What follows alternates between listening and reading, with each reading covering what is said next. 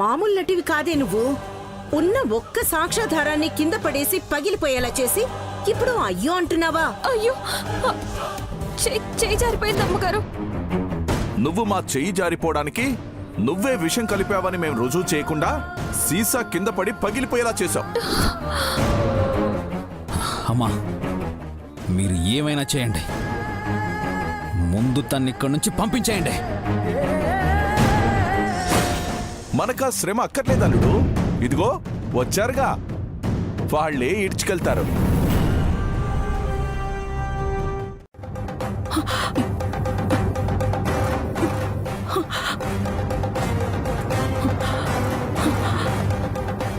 అమ్మా, అమ్మా, అమ్మా ఏమైంది?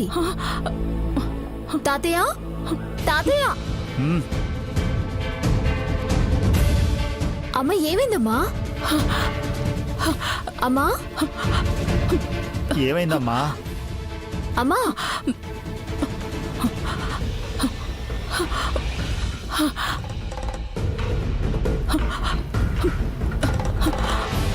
అమ్మా, ఆ దోషం వల్లే నీకు ఇలాంటి పీడకల వచ్చిందని అర్థం చేసుకో అమ్మా. మీరు చెప్తున్నారు కానీ నా గుండెల్లో ఇంకా అరచడగానే ఉంది మావయ్య గారు. అరే ఊరుకో అమ్మ నువ్వు. తాతయ్య గుడి నుండి తీసుకొచ్చిన దద్దోజనం, పులిహోర, పెరుగువడలు తిని కంటి నిండా నిద్రపోయిన నన్ను నీ అరుపుతో బెదరగొట్టేశావు. అమ్మ శ్యామల, నువ్వు వెళ్ళి అమ్మవారి ఫోటో దగ్గర పడుకో, ప్రశాంతత అలవడుతుంది.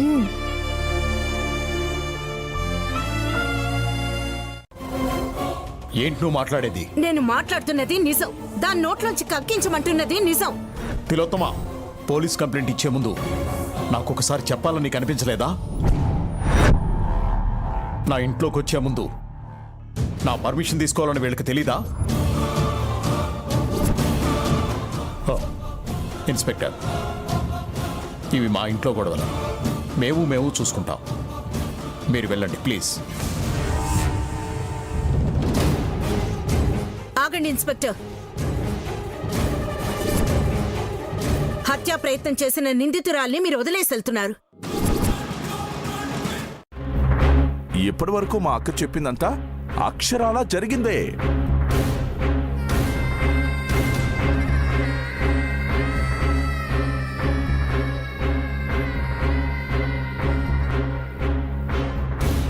కాకపోతే మీరు తనని తీసుకెళ్లి తన నోటితో కారణాలు, సాక్ష్యాలు, ఆధారాలు కక్కించాలి, అంతే.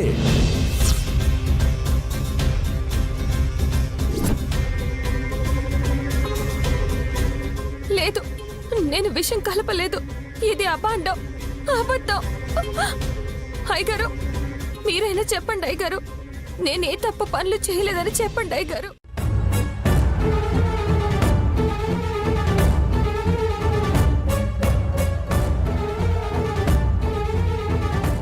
ఇంట్లో నుంచి వెళ్ళగొట్టాలన్నంత వరకు పర్వాలేదు కానీ పోలీసులకు అప్పచెప్పడం ఏంట్రా? అమ్మా, నా కొడుకు నా మాట వినకపోయినా నీ కొడుకు నీ మాట వింటాడు కదమ్మా. భయపడకు నాయని. నేను బతికుండగా పోలీసులు నిన్ను అరెస్ట్ చేయరు, చెయ్యనివ్వను.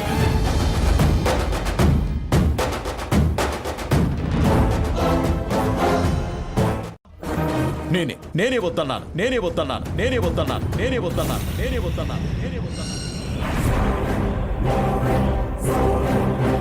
దానికి కారణం ఏంటో తెలుసా? పోలీసులు మన ఇంటి చుట్టూ తిరుగుతున్నారని నలుగురికి తెలిస్తే మన ఇంటి పరువు పోతుందని.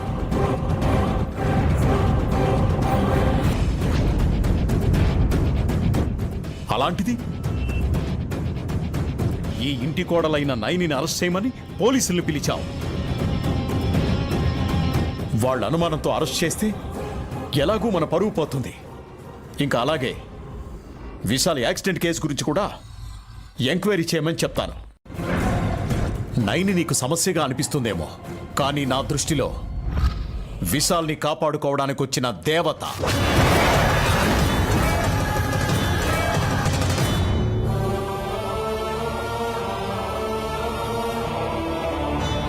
Inspector, first Vishal case investigation start చేసి విశాల్కి యాక్సిడెంట్ చేసిన వాళ్ళని అరెస్ట్ చేసి అప్పుడు నైని జోలికి రండి.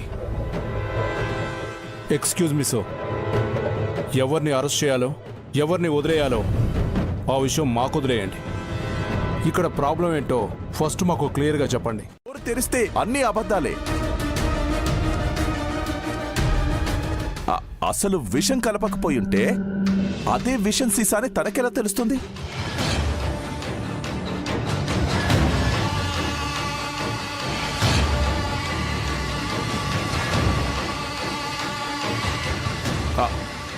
మా అల్లుడు తీసుకున్న పాల గ్లాసులో విషం కలుస్తుందని తనకెలా తెలుస్తుంది?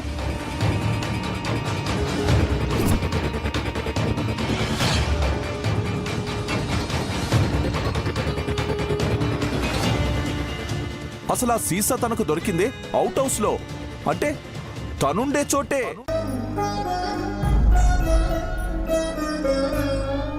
అలాంటప్పుడు నేనిక్కడుంటే ఏంటి, లేకపోతే ఏంటి? కానీ నువ్వైతే ఈ ఇంట్లో ఉండాలి. నీ అవసరం ఖచ్చితంగా ఉంది. నీ ద్వారా అయినా గాయత్రి అక్క తన కొడుకుని కాపాడుకుంటుంది. అక్క ఆశీర్వాదం నీకుంది, అందుకే నువ్వుండాలి. ఇన్స్పెక్టర్, నన్ను అరెస్ట్ చేయండి. ఇన్స్పెక్టర్ గారు, చిన్నత్తయ్యని అరెస్ట్ చేస్తే నన్ను కూడా అరెస్ట్ చేయాలి మీరు.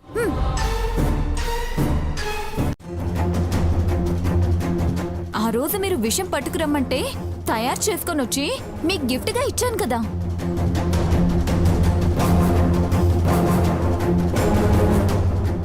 విషయాన్ని గిఫ్ట్గా ఇవ్వడం ఏంటోదినా? పిచ్చా నీకు? ఆ?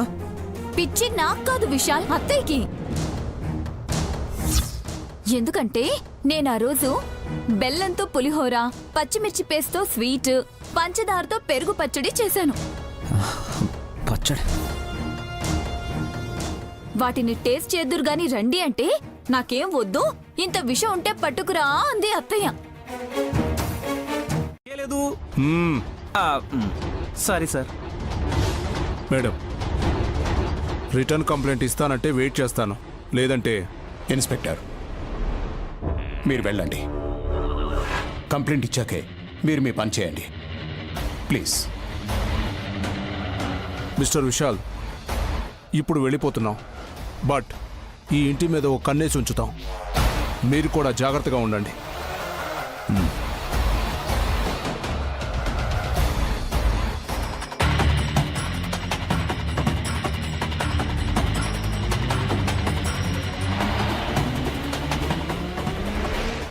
ఒక్కసారి ఆలోచించమ్మా. చూసావా నాన్న, నేను వెళ్ళిపోతానంటే ఒక్క మాట కూడా మాట్లాడని మీ నాన్న తనని ఎలా బ్రతిమలాడుకుంటున్నారో. అదే కదమ్మా నా బాధ. ఆయనకి నాకంటే తనే ఎక్కువైపోయింది. సరే నాయని, నువ్వు వెళ్ళాలని నిర్ణయించుకుంటే నిన్ను ఊళ్ళో వదిలేసి మీ తాతయ్యకి క్షమాపణలు చెప్పి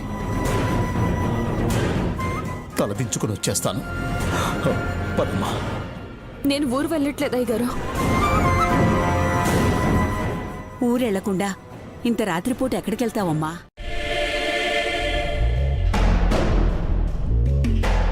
ఆయన స్వయంగా తొడిగిన మెట్టెలు నా కాళ్లకున్నాయి.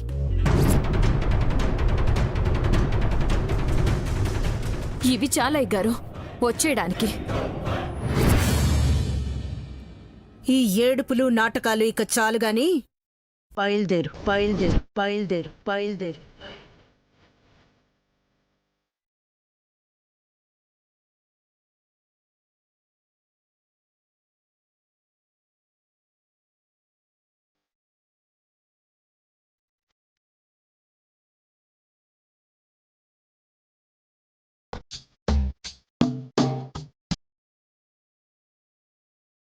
ఎగిరేవో సీతాకోక చిలక, పలుకు ఎవరికెలుపా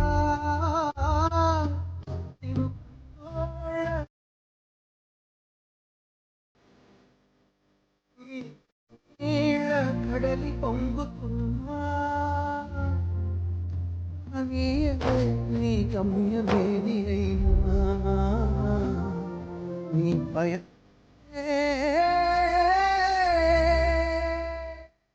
దరిచి పేరుదాకా ఏ జన్మలలో ఏ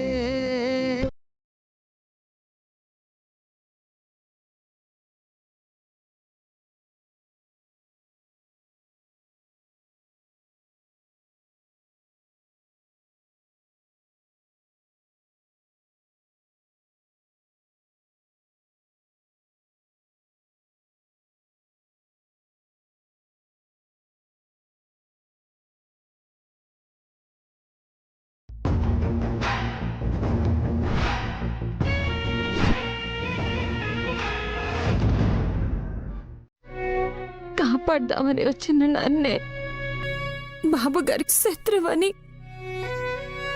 నింద వేశారు శివ. నువ్వింకా కాపాడాలి రక్షించాలి అని మాట్లాడుతున్నావు. నీ స్థానంలో వేరే ఆడపిల్ల ఉంటే మెడలో తాళి చూపించి అలాంటప్పుడు ఈ తాళి ఎందుకు కట్టావని నిలదీసేది. బాబు గారికి ఇష్టం లేని పెళ్లి కదా శివ. ఇష్టం లేదంటే తగేసి చెప్పాలి. నీలాంటి అమాయకురాలి జీవితంతో ఆడుకోకూడదు కదా. అమాయకురాల్ని నేను కాదు శివ.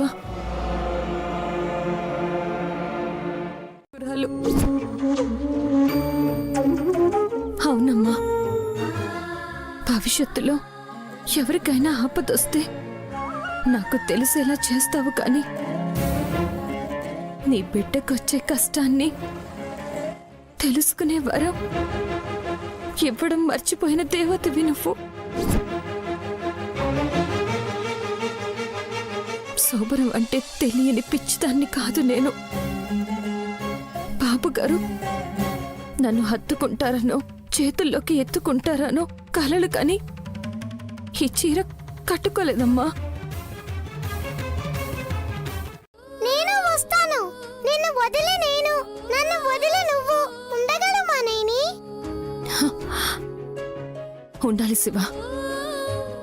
బాబుగారు ఎలా ఉన్నారు, ఏం జరుగుతుందో నువ్వు నాకు చెప్పాలంటే నువ్విక్కడే కనిపెట్టుకుంటూ ఉండాలి.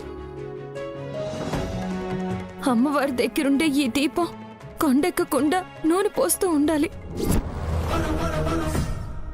అది కాదు నైని. నువ్వు మొండికేస్తే నా మీద ఒట్టే.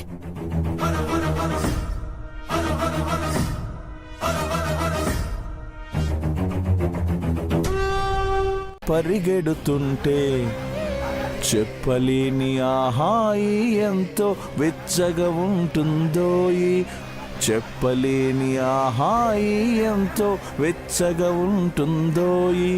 ఏంటి మామా ఫుల్ జోష్లో ఉన్నావు? ఏంటి సంగతి? నేను దీర్ఘదర్శిలో జాయిన్ అయ్యాను. అగ్గిపెట్టె కొనుక్కున్నాను.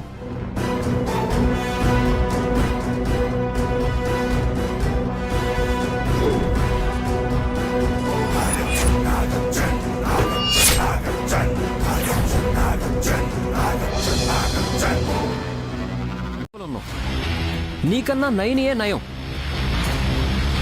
చెయ్యి చాచదు. చూసావా అక్కడ నీ చిన్న కొడుకు నన్ను ముస్టోడి కింద జమ కట్టాడు. ఎంత అవమానాన్ని నేను భరించలేను. నేను ఇక వెళ్ళిపోతాను. పో మామా పో. అమ్మని రెచ్చగొడుతున్న వాళ్ళలో ఒకరు తగ్గిపోతారు. వీడిలా అంటున్నా నువ్వేం అనవేంటమ్మా? చిన్నోడ్రా, ఆడుకోనివ్వండి.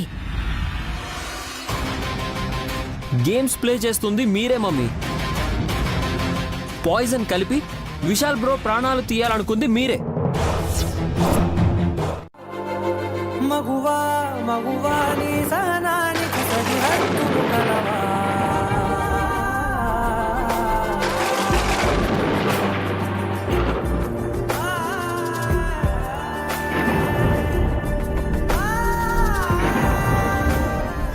అమ్మ విశాలాక్షమ్మ తల్లి, ఇంట్లో ఉండనివ్వరని ఇక్కడికొచ్చాను.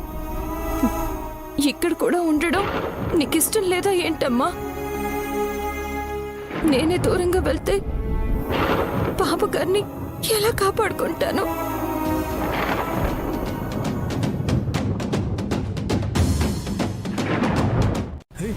చూడరాటు ఏ ముందిరా బాయ్, ఐసు చల్లగుంటది గాని ఈ పోరిని చూస్తుంటే గారమైతాంది. తోలుగుపోదాం నడుండ్రా. మావా ఎవరో ఏందో పోలీసులు వస్తే లొల్లి లొల్లి అవుతుంది. అరే ఏడ పరేషాన్ అవుతుందిరా. వానలో పోరి ఒక్కతే ఉంటే వెనక ముందు ఎవరు లేరనే. గీ టైంలో పోలీసులు రారా.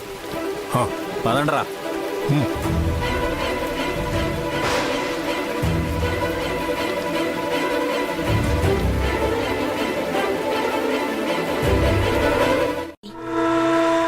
ఇప్పుడు ఒక్కతే వెళ్ళిపోతుంది. స్వామీజీ వారు చెప్పింది గుర్తుంది కదా, తన ప్రాణాలైనా మిగలనిరా. అలా అనుకొని వెళ్లకుండా ఉంటామా అమ్మా? నువ్వెక్కువగా ఆలోచించి నన్ను బాధ పెట్టకురా. అసలే నీ ఆరోగ్యం బాగోలేదు. నీకేమైనా అయితే ఈ ముసలి గుండె తట్టుకోలేదురా. నువ్వు ముందు లోపలికి పదా. అది కాదమ్మా. రారా, చెప్పిన మాట విను. నువ్వు ముందు లోపలికి పదా. అమ్మా పదరా, పద చెప్తాను, పద. అండగా విశాలక్షమ్మ తల్లుంది. ఆ, అమ్మ బాబు గిట్లా ఉన్నారా ఏంది? ముందు మీరు ఇక్కడి నుంచి వెళ్ళండి, లేకపోతే అమ్మవారు చెప్పించేస్తారు. రేయ్, ఆ తల్లి గిట్లా వస్తుందేమోరా, దొరికిపోదాం. పోదాం పదండ్రా.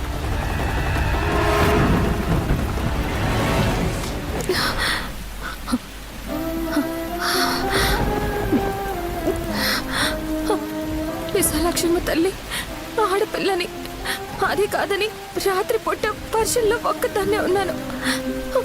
ఈ తాగుబోతులు వెళ్ళిపోతున్నారు. మళ్ళీ ఇలాంటి అపాయం రాకుండా చూడమ్మా.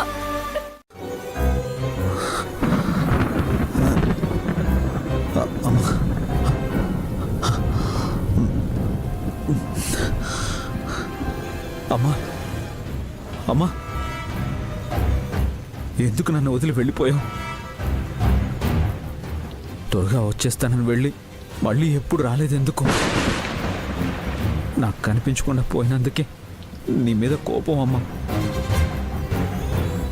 ఇప్పుడు నాకు సరిగ్గా నిద్ర కూడా పట్టడం లేదమ్మా. చిన్నప్పుడు నువ్వు పాట పాడి నన్ను నిద్రపుచ్చేదానివి కదమ్మా.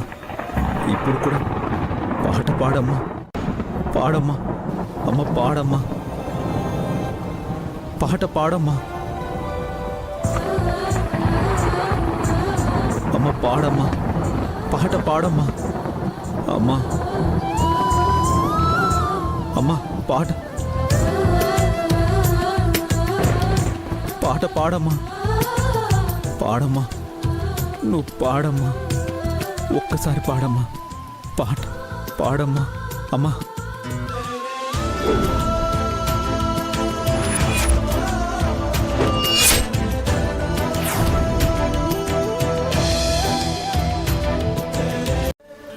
పాడలేను కూడా. చెప్పమ్మా, ఎందుకు పాడవు?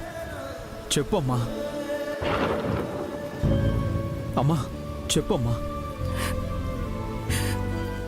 ఎందుకమ్మా ఏడుస్తున్నావు? ఏమైంది? నా పాట ఎవరు పాడుతారు నాన్న?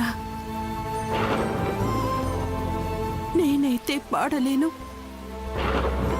పాడేవాళ్ళని కూడా నాలాగే దూరం చేసుకుంటే ఎలా చెప్పు? ఎందుకమ్మా అలా అంటావు? ఎవరి గురించి నువ్వు బాధపడుతున్నావు? చెప్పమ్మా, అమ్మా చెప్పమ్మా. గా పోరి మనల్ని పాగలగాని చేసిందిరా. ఎట్లా? అమ్మలే అమ్మోరన్నదే, శాపం గిట్లా పెడతానన్నదే. అంటే సమజైందా? అవు మామా, మళ్ళా పోదాం నాడు. ఆ పోరిని గుంజుకుపోదాం. పోదుండ్రు.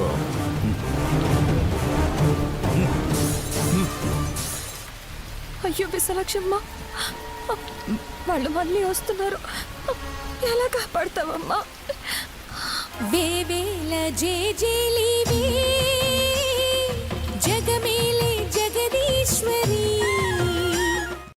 పదరా. అడవి పొలిమేరలా ఉరికి ప్రవహించే ఓయమ్మ నీ ప్రేమయే వేవేల చేతులతో వెలసితివమ్మ అమ్మ ముగురమ్మలకే నువ్వు మూల పుటమ్మ కొండల కోరల మధ్యలో కోటి సూర్యుల చంద్రుల వెలుగుతో అండదండలయ్యనుంటివి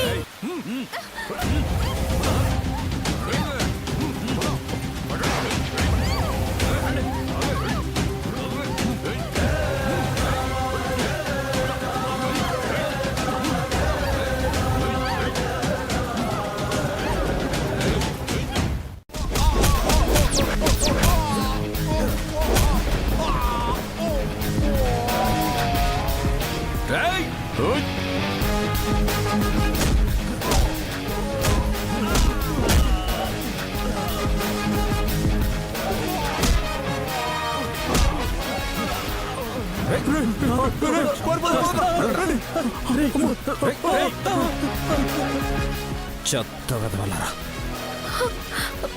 బాబుగారు బాబుగారు మీకేం కాలేదు కదా? హే మెంటల్, వర్షంలో తడుచుకుంటూ ఇంకా ఇక్కడ ఎందుకున్నావు? వెళ్ళిపోతాను. మర్చిపోతారు కదా. నేను తెచ్చిన గొడుగు నీకిచ్చాను. మళ్ళీ నువ్వు నాకు సేవ గాని సాయం కానీ చెయ్యనక్కర్లేదు. సెక్యూరిటీ చెప్పండి సార్. అదే బాబుగారు లోపలికి వెళ్ళైనా మాట్లాడుకోండి. నేను వెళుతూ కబుర్లు చెప్పడానికి పిలవలేదు. తను ఇక్కడ ఒంటరిగా కూర్చుంటే ఏం చేస్తున్నారు మీరు? తమాషా చూస్తున్నారా? ఆడపిల్లల ఒంటరిగా వదిలేస్తారా? సెన్స్ ఉందా లేదా మీకు? లోపలికి రమ్మని పిలిచాం సార్. రాదు. నేను రానని చెప్పాను బాబుగారు. నువ్వు మాట్లాడుకో. తను ఈ రాత్రికి ఇక్కడే ఉంటుంది. రేపు పొద్దున్నే వెళ్ళిపోతుంది. అప్పటి వరకు మీరు తన కాపలా కాయాలి. ఎలాంటి న్యూసెన్స్ కానీ ప్రాబ్లం కానీ రాకూడదు. అర్థమైందా? అలాగే సార్.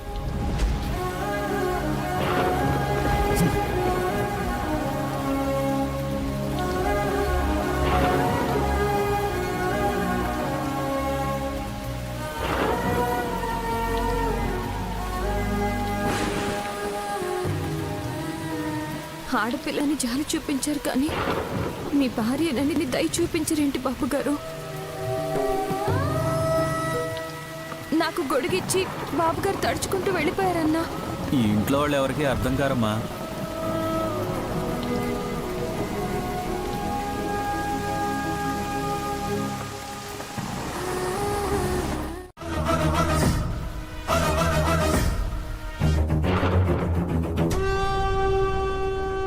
విశాల్,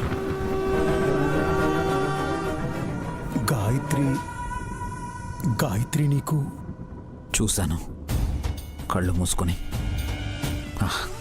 కలగా కనిపించింది.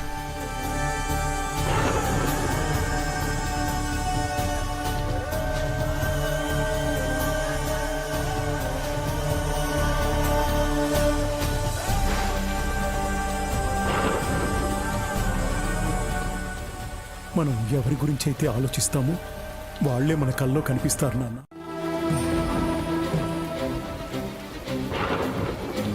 నా కొడుకు బాధపడ్డా సరే, కన్న తల్లినైతే గుర్తు చేసుకున్నాడు.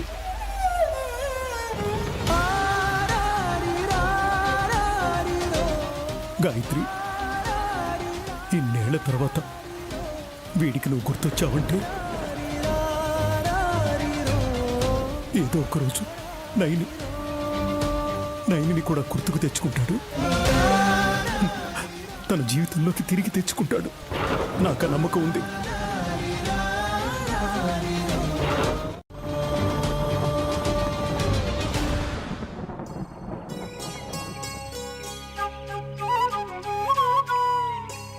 జపాకుసుమ సంకాశం కశ్యపేయం మహాద్వితం తమోరిం సర్వపాపజ్ఞం ప్రణతోస్మి దివాకరం. ఓం నమో నమః. ఓం నమో సూర్య భగవానే నమః. ఓం నమో శ్రీ సూర్య భగవానే నమః. తాతయ్య, ఏంటమ్మా? ఒకసారి లోపలికి రావా? వస్తున్నా, పద. అబ్బా త్వరగా రా తాత, త్వరగా. ఓం నమో నమః. రా రా తాత. మూతి పెట్టి ఉఫ్ఫు ఉఫ్ఫు అని బోతుతూ తాత దగ్గేటప్పుడు నేను పక్కనుండాలంటావా? బాలేదానివి. నేనేమైనా నయనక్కనా పెరట్లో అంట్లు తోంపారేస్తానులే.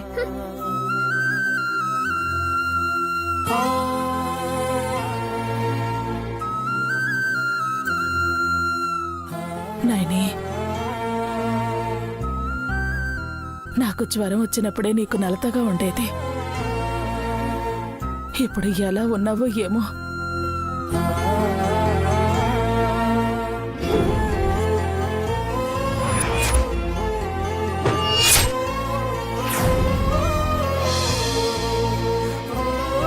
వాడి కోపిక లేదేమో, నిదానంగా నాతో చెప్తాళ్లే, అప్పుడు నీ చెవులో వేసుకుందు గాని. విశాల్, టాబ్లెట్ వేసుకున్నావు కదా, డాక్టర్ వచ్చేంత వరకు రెస్ట్ తీసుకుందు గాని. పద నాన్నా, పద. మీరు ఆగండి అత్తయ్య.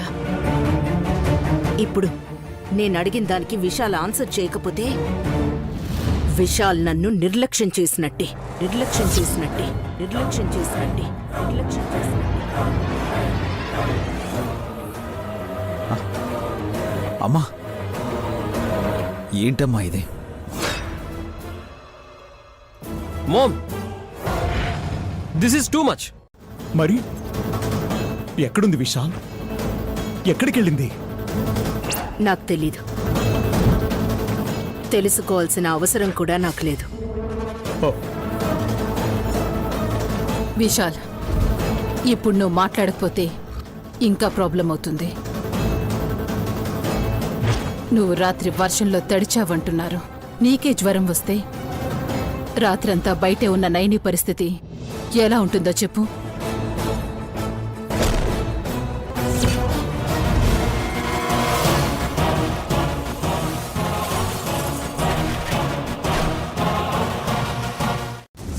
ప్రేమ పుట్టిందా విశాల్? సినిమాల్లో సీరియల్స్ లో చూపిస్తారత్తయ్య, వర్షం పడుతున్నప్పుడే హీరో హీరోయిన్ల మధ్య ప్రేమ జిగురుస్తుంది. రేయ్, నువ్వాపు. విశాల్, నువ్వు చెప్పు. నేను కాదమ్మా, నువ్వే చెప్పు. ఇన్ని రోజులు మన ఇంట్లో ఉందని కాదు, కానీ ఒక ఆడపిల్ల వర్షంలో అవస్థ పడుతున్నప్పుడు నువ్వైతే సాయించేవా? సాయించేవా? సాయించేవా? సాయించేవా? సాయించేవా?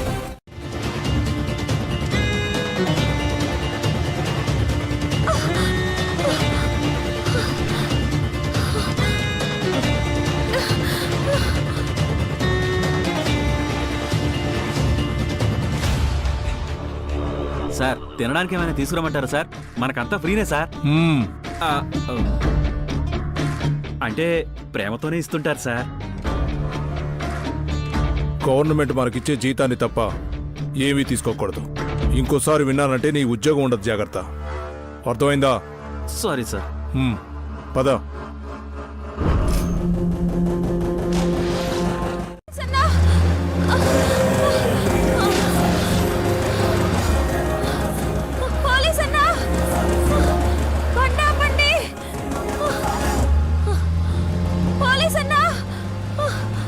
సాకేత్, కరప్.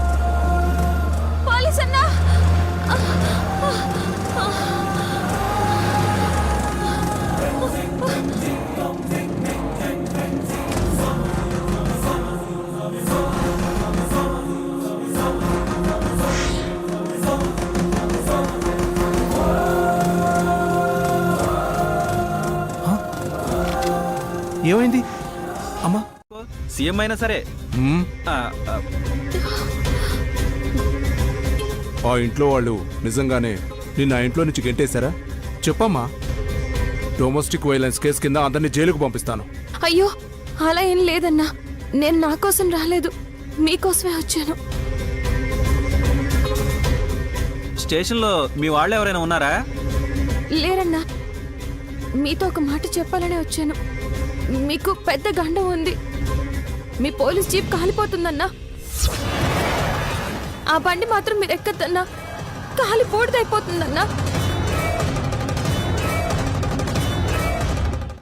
విశాల్ ఇంకా మంచిగా ఉండేవాడు, కానీ లేదు. ఎక్కడుందో, ఎలా ఉందో.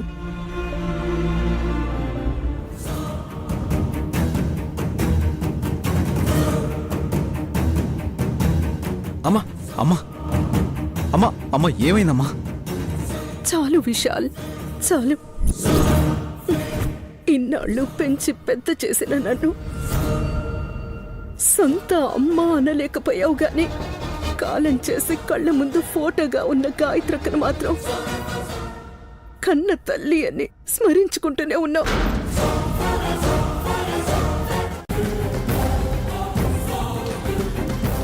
ఏం తెలుసమ్మా నీకు? గాయత్రత్తయ్య పాడిన పాటనే నైని పాడింది. అది అద్భుతం, ఆశ్చర్యం, అమోఘం. అమ్మ పాటని తనెలా పాడింది అని విశాల్ ఆలోచనలో పడ్డాడు. ఇష్టం ఉందో లేదో పక్కన పెడితే కొండలా ఉన్న కోపం కరుగుతూ వచ్చింది. అందుకే నైనికి గొడిగిచ్చాడు. ఈ కొడుకు గోరెంటో. హాసిని 100% కరెక్ట్గా చెప్పింది. పోనీలే, నైని వల్ల గాయత్రిని అందరం గుర్తు